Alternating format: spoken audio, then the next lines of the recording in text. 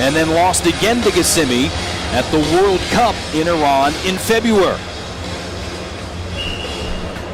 And these two ready to go at it. This is two titans. You see, you know, the history watching their bronze medal match. You get into the bronze medal last night. I had an opportunity, to talk to Travell, and he feels that his pressure, if he continues to put pressure on, he has an opportunity. But then, Kemiel, that's his advantage is just kind of picking and choosing when he wants to make the big attempt. He's willing to take it. He doesn't have to force everything. He's won the two meetings they've had before, and a lot of that comes down to confidence, and that's where Travell's trying to turn that, right that wrong, right that ship into the right direction, and get a victory here and kind of build his momentum ultimately to the World Championships and hopefully in 3 years for the Olympic Games. Well, Delagne talked about that Qasimi likes to slow it down, and that can be frustrating for him, getting him out of his game plan. What can he do to stay in it? I think probably the first thing not to do is collar tie. As you see, both guys are here, collar tied, and you see so much mass and so much size is inside that mat. You take 2 or 3 steps, you're closely out of bounds being these heavyweights, and so it's so important that you keep your center in the middle of the mat. But then Travell didn't reduce the space. You got an opportunity. 1 point for the takedown. Great explosion.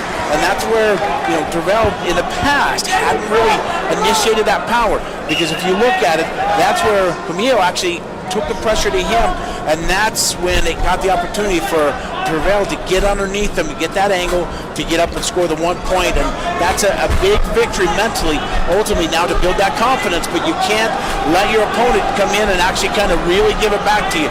You got to stay active. Travell's got to be active here, with the last 22 seconds. Delagne, 27 years old, lives and trains in Columbus, Ohio, former world bronze medalist. 10 seconds remaining in the first period. Looking to make that point stand up. He's got a circle.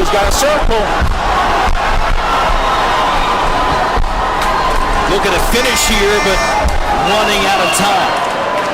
And Delagne with that early point, enough to pick up the period win. And this is the first, challenge by the Iranians to be able to look at the match and to look at the action to figure out if there was exposure or if there should have been points given.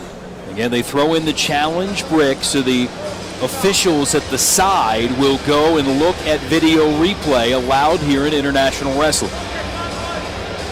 And, Travell he kind of fell asleep, and with 10 or 11 seconds left, you can't just kind of hang out and just have no action. You got to be active the whole time.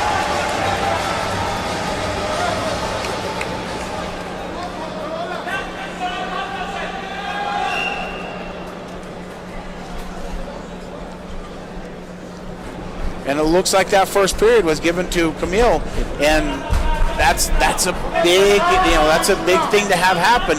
Especially with 6 seconds left, and you controlled the first period, did so good the first period, but then you make the mistake the last 10 seconds.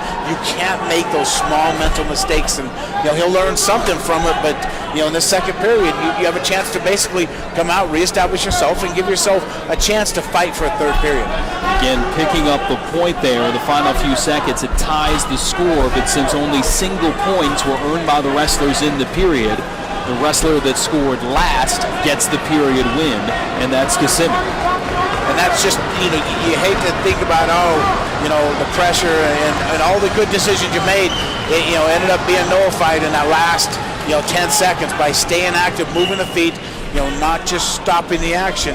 He would have had a chance to, win that first period, but mistake made, but now you got to come out. You can't, kind of hang out and wait to be scored on. Good opportunity. Travell's got to scramble here. And driven out. Point awarded to Qasimi.